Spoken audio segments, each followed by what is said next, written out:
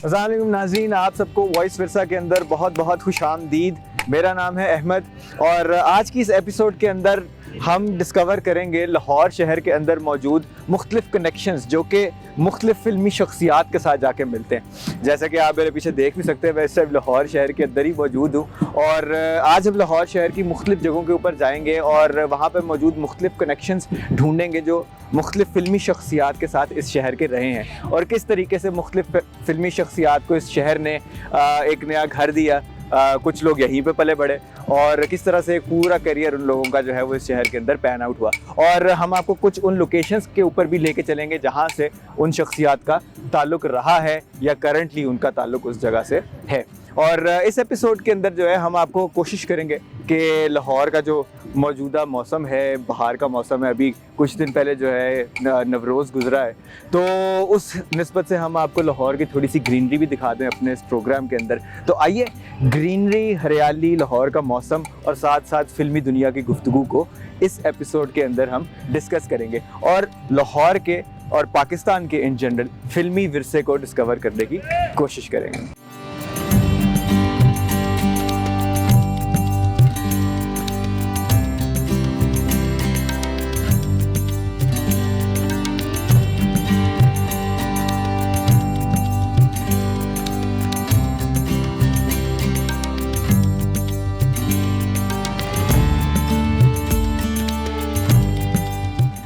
अपने इस प्रोग्राम के अंदर हम पाकिस्तान के विरसे और पाकिस्तान के कल्चर के मुख्तलिफ एलिमेंट्स को एक्सप्लोर करने की कोशिश करते हैं और उनकी हिस्ट्री को सामने लाने की कोशिश करते हैं। आज का जो हमारा मौजू है वो फ़िल्मी दुनिया से मुतल्लिक है और हम फ़िल्मी दुनिया के लाहौर से मुंसलिक और पाकिस्तान के साथ इन जनरल मुंसलिक कुछ शख्सियात को डिस्कस करेंगे और उनके मुख्तलिफ वाक़यात को जानने की कोशिश करेंगे।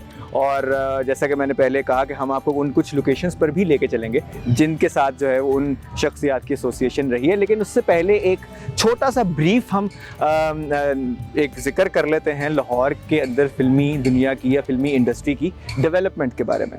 और इसके लिए हमें जाना पड़ेगा तकरीबन 100 साल पहले, क्योंकि लाहौर की इंडस्ट्री का जन्म हुआ था सन 1929 के अंदर, जब लाहौर के अंदर जो है वो पहली फ़िल्म प्रोडक्शन कंपनी बनाई गई थी अब्दुल रशीद कारदार की तरफ से।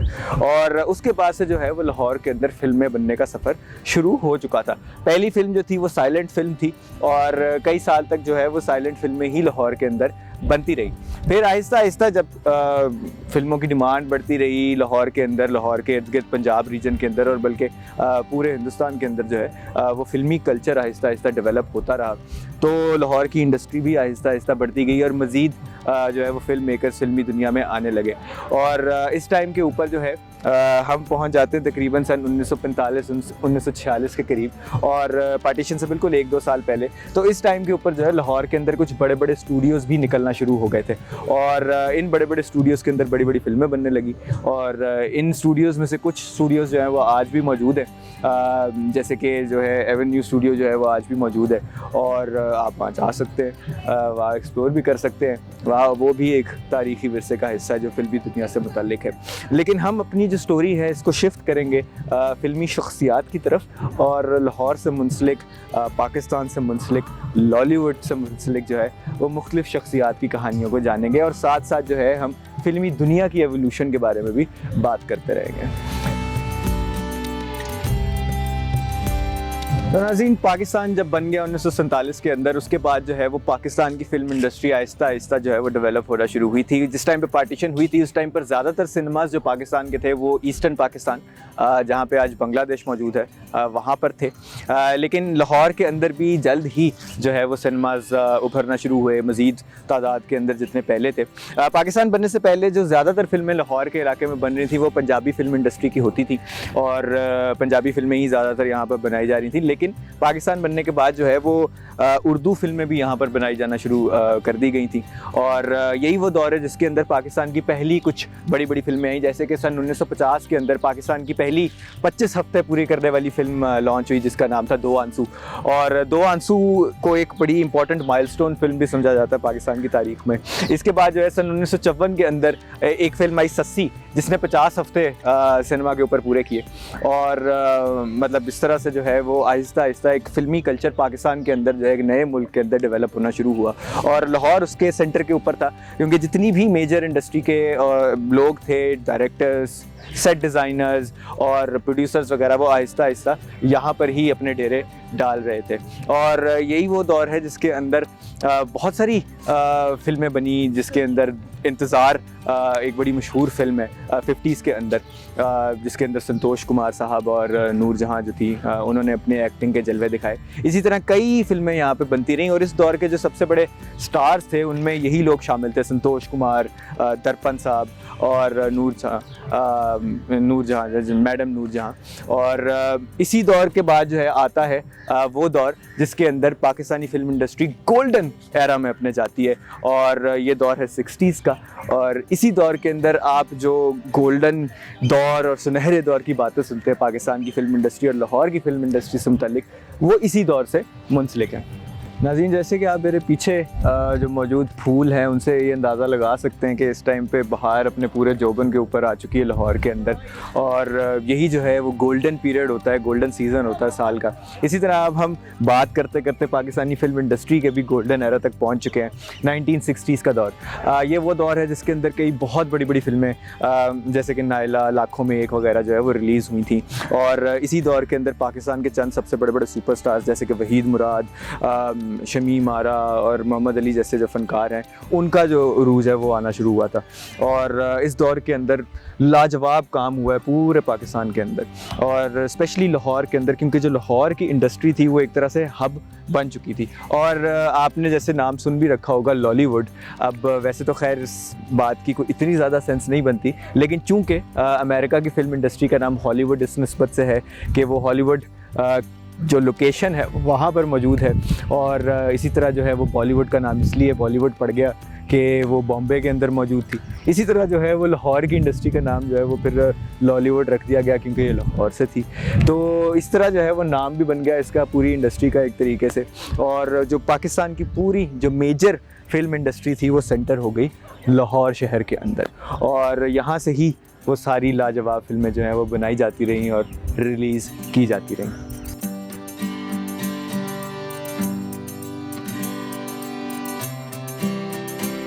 और इसी तरह जो है वो पाकिस्तान की फ़िल्म इंडस्ट्री ग्रो करती रही थ्रू आउट द 60s और इवन 70s तक भी। बहुत बहुत बड़े सुपरस्टार्स जो है वो पाकिस्तान की फ़िल्म इंडस्ट्री के अंदर आ चुके थे, जैसे कि नदीम साहब और बहुत से और दीगर फ़नकार भी जो हैं वो इस टाइम तक अपनी उरूज पे पहुंच चुके थे। लेकिन फिर आहिस्ता आहिस्ता जो है वो एक डिक्लाइन या एक ज़वाल आना शुरू हुआ पाकिस्तानी फ़िल्म इंडस्ट्री में। उसके बहुत से महरक़ात थे, उनमें से कुछ के बारे में हम डिस्कस कर लेते हैं अभी बैठ के। तकरीबन मिड 70s के बाद और इसी टाइम के अंदर एक फ़िल्म आई थी जिसका नाम था मौला जट। और मौला जट जो फ़िल्म है ये एक शोराए आफाक फ़िल्म है, बहुत ही ज़्यादा hit, super hit Punjabi film थी। लेकिन अक्सर लोग जो है वो मौला जट को एसोसिएट करते हैं पाकिस्तानी फ़िल्म इंडस्ट्री की डिक्लाइन के साथ। और उसकी वजह जो मेजर रहती है वो ये रहती है कि मौला जट के बाद पाकिस्तान की फ़िल्म इंडस्ट्री के अंदर गंडासा फ़िल्म का जो गंडासा कल्चर है वो इंट्रोड्यूस हो गया, और हर फिल्म के अंदर जो है वो गंडासे आना शुरू हो गए और काफ़ी ज़्यादा गंडासा सेंट्रिक होने लगी फिल्में। इसी तरह की जो स्टोरीज़ है वो ज़्यादा बनने लगी, और आहिस्ता आहिस्ता जो है वो पंजाबी फिल्में बहुत ज़्यादा डोमिनेंट हो गई उर्दू फिल्में या दूसरी लैंग्वेज की फ़िल्मों के ऊपर। तो ऑब्वियसली इसके साथ साथ आपकी जो वो पैन पाकिस्तान ऑडियंस थी या जो पूरे पाकिस्तान में देखने वाले लोग थे फिल्मों को, वो ज़ाहिर सी बात है कम हो गए, क्योंकि पंजाब सिर्फ एक स्टेट या एक प्रोविंस है पूरे मुल्क का। तो उसके अंदर जो फिल्में बन रही थी या उस लैंग्वेज में जो फिल्में बन रही थी उनकी ज़्यादातर मेजर ऑडियंस यहीं पे ही रह गई। इसके अलावा गंडासा कल्चर और फिल्मों की वैसे ही जो सक्सेस थी पाकिस्तान के अंदर, उसके बाद बहुत से दीगर सरमायाकार जो और कुछ वजूहात से फिल्में बनाना चाहते थे, उन्होंने देखा कि यार एक गंडासा डालो, एक हीरो डालो, एक ये करो तो फिल्म बन जाती है। तो वो भी बहुत से लोग जो है वो फिल्मों में आने लग गए इस पॉइंट के ऊपर, और करते करते 90s का दौर आ गया। और ये वो दौर है कि जब पाकिस्तान की फिल्म इंडस्ट्री बिल्कुल जो है वो ज़वाल का शिकार हो गई, और करते करते जो है वो इस दहाने पे पहुंच गई कि लाहौर से कम अब वो इंडस्ट्री ख़त्म हो चुकी है ज़्यादातर, और आजकल जो फिल्में बनती हैं वो ज़्यादातर कराची के अंदर बन रही हैं, और लाहौर की जो फिल्म इंडस्ट्री है वो कहीं ना कहीं पीछे दब चुकी है। और अब हमने थोड़ी सी बात कर ली है पाकिस्तान की फ़िल्म इंडस्ट्री से मुतल्लिक, और किस तरीके से जो है वो लाहौर का उसके अंदर थोड़ा बहुत किरदार रहा है, और लाहौर ने जो है वो पाकिस्तान की फ़िल्म इंडस्ट्री को ऊपर पूरे अरूज पे भी जाते देखा है, और उसके बाद इस शहर में उस इंडस्ट्री का नामो निशान भी मिटते देखा है। तो अब हम जो है वो बात कर लेते हैं उन फ़िल्मी शख्सियात के बारे में जिनको हम इस एपिसोड में डिस्कस करना चाह रहे हैं, और लाहौर के साथ उनका क्या रिलेशनशिप रहा है उसको भी एक्सप्लोर करते हैं। और अगर हम पाकिस्तानी फ़िल्म इंडस्ट्री से मुंसलिक शख्सियात की बात करना शुरू करें तो मेरा ख़्याल है जो सबसे अच्छा स्टार्टिंग पॉइंट हमें मिलेगा वो शख्सियत है संतोष कुमार की।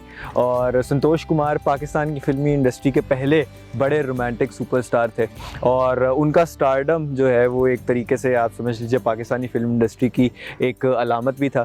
और उनकी जो एजुकेशन थी वो काफ़ी ज़्यादा एजुकेटेड भी थे, तालीम भी उनके पास काफ़ी ज़्यादा थी, तो इसकी वजह से वो एक तरह से इनफॉर्मली पाकिस्तानी फ़िल्म इंडस्ट्री के एम्बेसडर भी थे, और अक्सर पाकिस्तानी फ़िल्म इंडस्ट्री को वो बैरून मुल्क जाके रिप्रेजेंट भी किया करते थे। और उनकी जो फ़िल्में हैं वो चंद पाकिस्तान की शुरू की बड़ी बड़ी हिट्स हैं। जैसे अभी मैंने आपसे बात की थी दो आंसू के बारे में, दो आंसू जिसने पहली फ़िल्म पाकिस्तान की जिसने 25 हफ्ते पूरे किए थे सिनेमा के ऊपर, तो वो भी संतोष कुमार साहब की ही थी। संतोष कुमार साहब का जन्म भी एक रिपोर्ट के मुताबिक लाहौर में ही हुआ था सन 1925 में, लेकिन फिर वो जो है वो हिंदुस्तान के दूसरे एरियाज़ के अंदर चले गए थे, लेकिन पार्टीशन के बाद वो फिर वापस माइग्रेट कर गए थे लाहौर शहर के अंदर। संतोश कुमार साहब का असल नाम सैयद मूसा रज़ा था, और वो लाहौर की इंडस्ट्री के, जिस तरह से अभी हमने बात की है, लाहौर की इंडस्ट्री के सबसे पहले बड़े सुपरस्टार थे। उनके साथ जो उस टाइम पर एक और अदाकार बहुत ज़्यादा मशहूर थे वो सुधीर साहब थे, लेकिन जो रोमांटिक फ़िल्मों में जो बड़ा नाम किया वो संतोष कुमार साहब ने किया। और संतोष कुमार साहब का जो करियर है वो तकरीबन आप समझ लीजिए 3 दहाइयों के ऊपर मुश्तमिल है, और उन्होंने एक तवील अरसे पाकिस्तान फ़िल्म इंडस्ट्री की खिदमत की, और वो लाहौर में ही रिहाइश पजीर रहे सारी ज़िंदगी यहाँ आने के बाद। और उनकी जो तदफीन है, उनका इंतकाल भी यहीं पे हुआ था, और उनकी जो तदफीन है वो भी लाहौर के शहर के अंदर ही हुई है।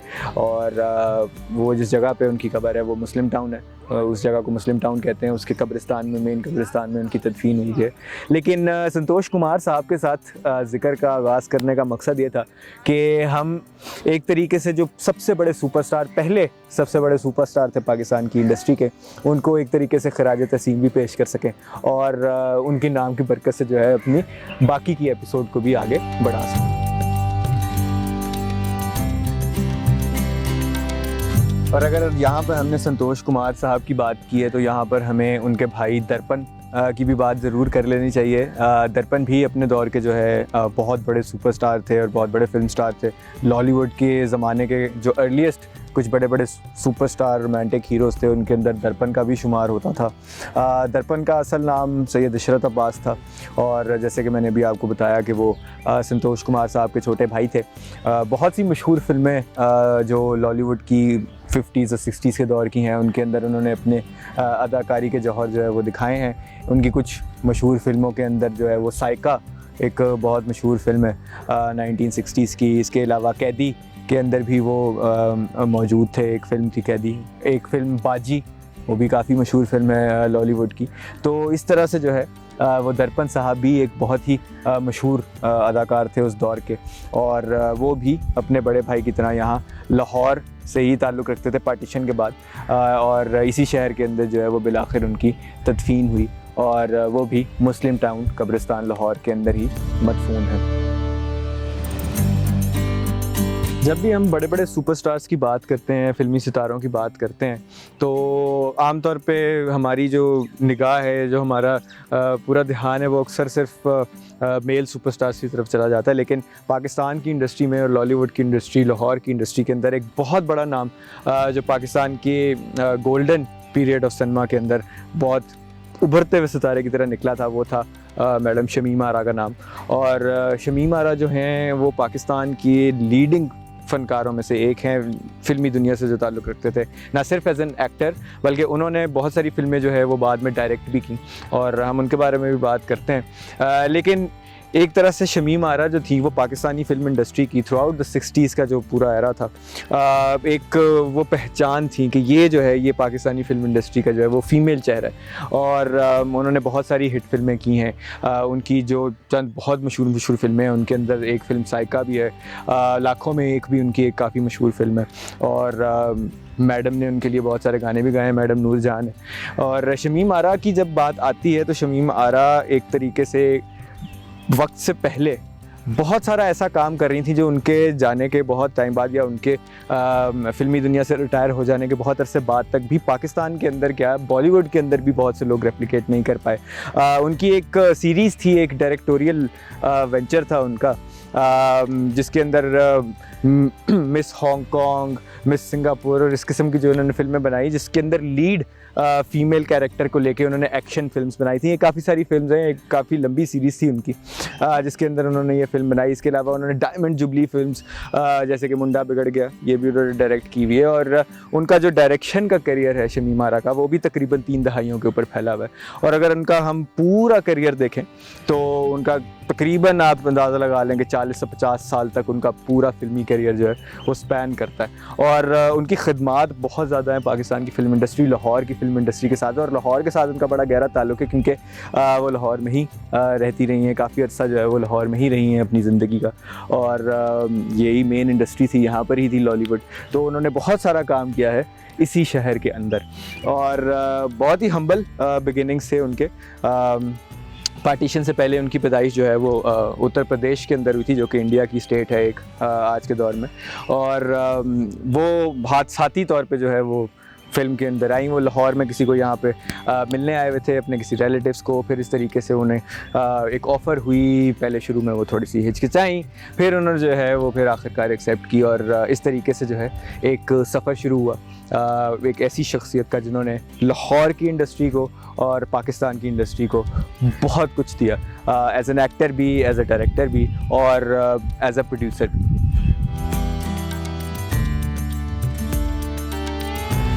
नाज़रीन, यहाँ पर लेते हैं हम एक छोटी सी ब्रेक, और ब्रेक से वापसी के ऊपर हम लाहौर से मुंसलिक मुख्तलिफ फ़िल्मी शख्सियात के बारे में बात करते रहेंगे, उनके ज़िंदगी के बारे में, उनके करियर के बारे में बात करते रहेंगे।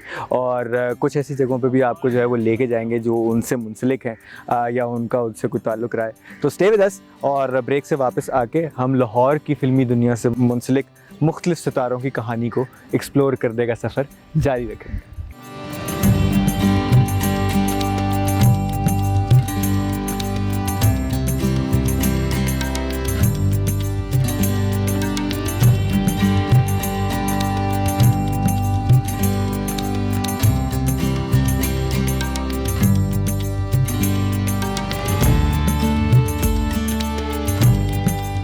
नाज़रीन, welcome back from the break. Break पे जाने से पहले हम बात कर रहे थे लाहौर शहर से मुंसलिक मुख्तलिफ शख्सियात के बारे में जो कि फ़िल्मी दुनिया से ताल्लुक़ रखती थी और उनका लाहौर से क्या ताल्लुक़ था। और इस टाइम जो है हम प्रॉबेबली उन सब शख्सियात में से एक ऐसी शख्सियत की आखिरी आरामगाह के पास बैठे हैं कि अगर हम लाहौर के बारे में बात करें, लाहौर की फ़िल्मी शख्सियात के बारे में बात करें, तो एक सबसे दरख्शां नाम जो सामने आता है वो सुल्तान राही साहब का आता है। और हम इस टाइम उन्हीं की आखिरी आरामगाह के बाहर जो है वो बैठे हुए हैं। और सुल्तान राही साहब का करियर जो है वो किसी भी तारुफ़ का मोहताज नहीं है। सुल्तान राही साहब ने 700 से ज़्यादा पंजाबी फ़िल्मों में काम किया और 100 से ज़ायद उर्दू फ़िल्मों में काम किया। और सुल्तान राही की फ़िल्में जो हैं वो पाकिस्तान के अलावा पूरी दुनिया में देखी जाती थी। और पाकिस्तानी सिनेमा का 70s, स्पेशली लेट 70s और 80s में एक तरीके से एक इंट्रोडक्शन थे सुल्तान राही साहब, न सिर्फ पंजाबी फ़िल्मों का बल्कि पूरे पाकिस्तान की फ़िल्मों का और लॉलीवुड का एक तरह से फेस बन चुके थे। उनकी एक बहुत ही मशहूर फ़िल्म मौला जट, जिसका अभी रिसेंटली रीमेक भी बना है, उनकी और मुस्तफ़ा कुरैशी साहब की जो जोड़ी थी उस फिल्म के अंदर, उसने फ़िल्मी दुनिया को एक तरह से हिला के रख दिया था। और वो फ़िल्म, उसके डायलॉग्स आज तक लोगों को याद हैं। इस कदर मशहूर और इस कदर मेमोरेबल डायलॉग्स हैं कि वो नई फ़िल्म के अंदर भी उन्होंने इंक्लूड किए हैं, क्योंकि उनका स्टेटस इस कदर आइकॉनिक है और इन लोगों की डिलीवरी ने, सुल्तान राही के किरदार की अदायगी ने उसको इस कदर स्पेशल बना दिया कि वो डायलॉग्स अमर हो चुके हैं।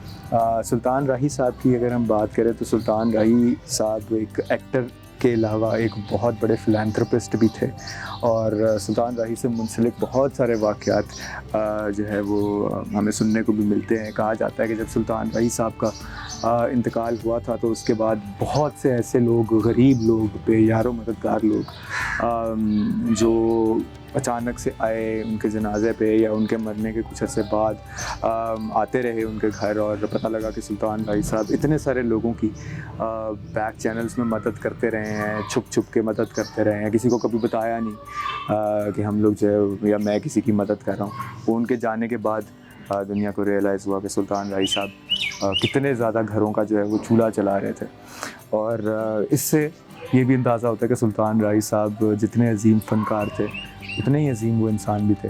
और नहायत अफसोस की बात है कि उनकी ज़िंदगी का जो इख्तिताम है एक बड़ी ट्रैजिक हादसे के अंदर हुआ था, और उनको जो है वो कत्ल किया गया था, शहीद किया गया था जब वो गुजरांवाला शहर के अंदर मौजूद थे अपने एक दोस्त के साथ। तो खैर बहरहाल सुल्तान राही साहब का जो फ़िल्म करियर है वो तकरीबन 3 दहाइयों पर मुहित है, और उन्होंने लाजवाब क्लासिक फ़िल्म्स जो हैं वो दी हैं हमारे मुल्क को। 2 निगार अवार्ड्स जो कि एक काफ़ी रिस्पेक्टेड अवार्ड्स होते थे पाकिस्तानी इंडस्ट्री लॉलीवुड के, तो वो भी जीते हैं उन्होंने अपने बहुत अच्छे रोल्स के लिए। उनमें से एक निगार अवार्ड उन्हें बशीरा फ़िल्म के लिए मिला था जो कि उनकी एक पंजाबी मूवी थी।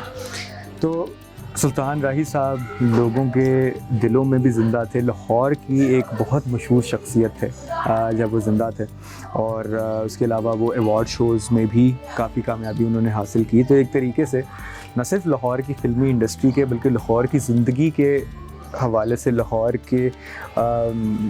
की जो रोज़मर्रा ज़िंदगी थी 80s में, लेट 70s में, उसका बहुत इम्पोर्टेंट पार्ट थे सुल्तान राही साहब। और आज एक तरीके से उनकी आखिरी आरामगाह के बाहर बैठे हुए it's a very humbling experience के मैं उस टाइम पे अभी पैदा भी नहीं हुआ था जिस टाइम पे वाक़यात पेश आए थे, लेकिन as a film lover, as a movie lover, as an art lover, और जनरली भी ये एक तरह से सादत की बात है, एक तरह से बड़ी खुशकिस्मती की बात है कि उनकी प्रेजेंस में यहाँ पे मैं आज मौजूद हूँ, और आप लोगों को भी यहाँ पर जो है वो लेकर आए हैं।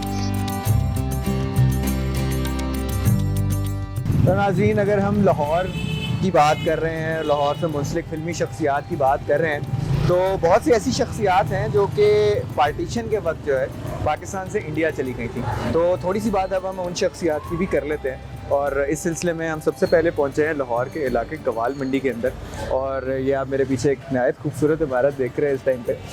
ये उस ज़माने में इस तरह की काफ़ी सारी बिल्डिंग्स बनाई गई थी। इसी तरह की एक इमारत जो है वो अनारकली बाज़ार के अंदर भी मौजूद है, और वो एक्चुअल में एक मंदिर था काफ़ी बड़ा सारा जिसका नाम बंसीधर मंदिर है, और उसी तर्ज की जो है ये बिल्डिंग यहाँ पर भी एक मौजूद है।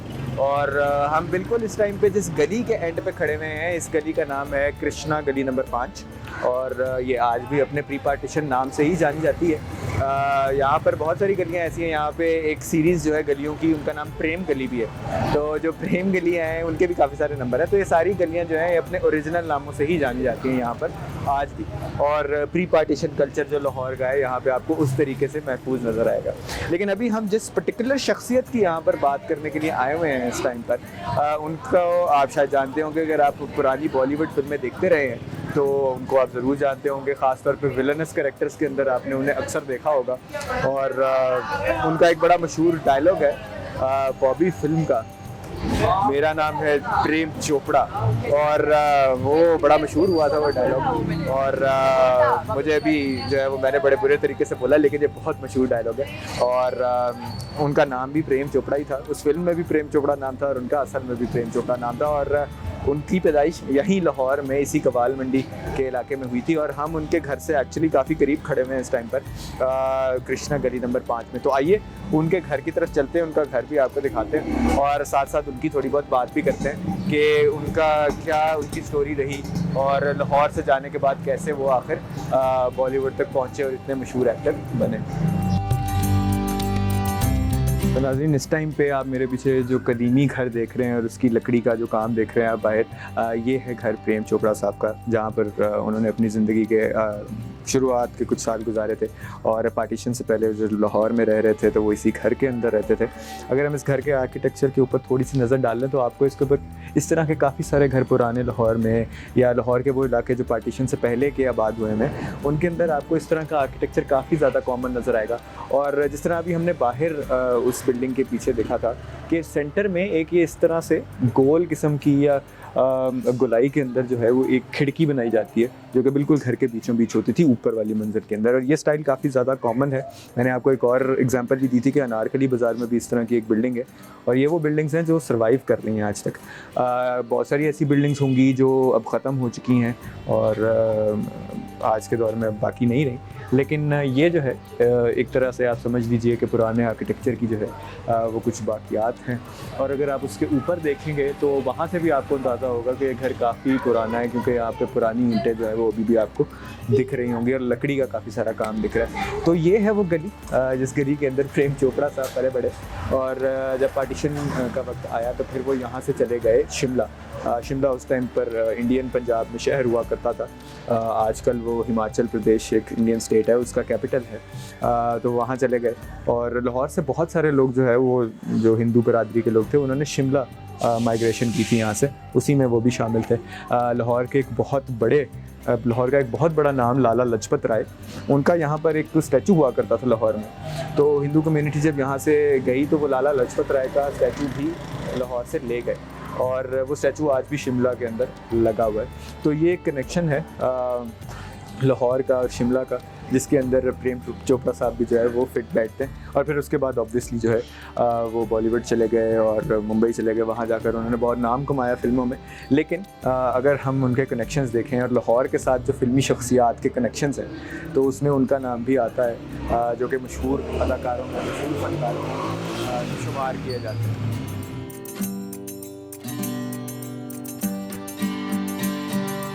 और इन फनकारों की लिस्ट में सिर्फ प्रेम चोपड़ा साहब का नाम ही नहीं है जो पार्टीशन के बाद लाहौर से यहाँ से हिजरत कर गए इंडिया। इनमें एक और बहुत बड़ा नाम ओम प्रकाश साहब का भी है। और ओम प्रकाश साहब भी बॉलीवुड का एक बहुत बड़ा नाम है। अगर आप पुरानी बॉलीवुड की फ़िल्में जो है वो देखते हैं तो आपको उनका भी मालूम होगा। वो मोस्टली सपोर्टिंग कैरेक्टर्स वगैरह किया करते थे।